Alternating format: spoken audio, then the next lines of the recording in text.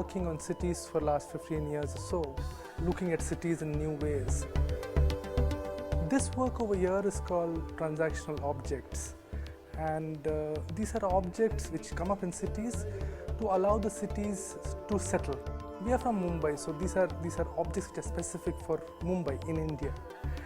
Transactional objects are objects which people make, and they produce, the city produces for people to come to terms with each other as well as with their landscapes.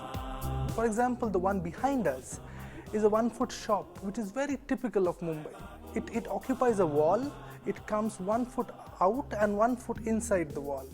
And because of various policies, it cannot be removed. So you will see Bombay full of these 1-foot shops which are very peculiar. The transactional objects cannot be designed, they form themselves.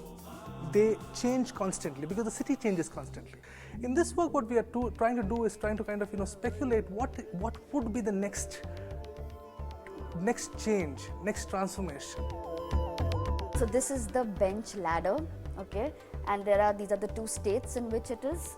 That's the ladder when it's closed off. It's basically a painter who's kind of using it to climb and sort of access different places. But it's also something that closes down and forms a bench. These are the public caps. So in some ways they form this little piece of shade. You stand underneath it, you look up, and then there's the little piece of sky that you see in the night. So that's the pokey sphere. Again, it is something that is reminiscent of a lot of spaces where things are hung. You have clothes hanging, you have all kinds of objects hanging. So that's the ladder, the stair actually, and that's the space under the stair.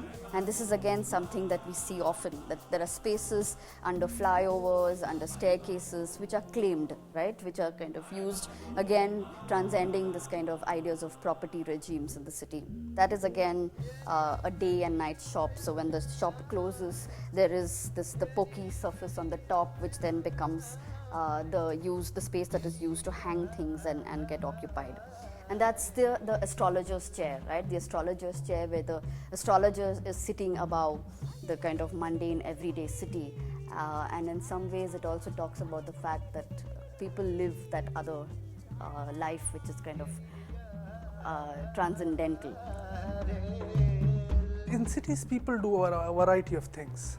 There are people who collect things, there are people who obsessively clean stuff, there are people who oppose, there are people who occupy. We've met people in our work, people who love to spy, who love to kind of be a detective, they act out various things in their lives. We believe that these trips are the trips which produce the generative energy for the city. The transactional objects in many ways kind of embody the trips of people.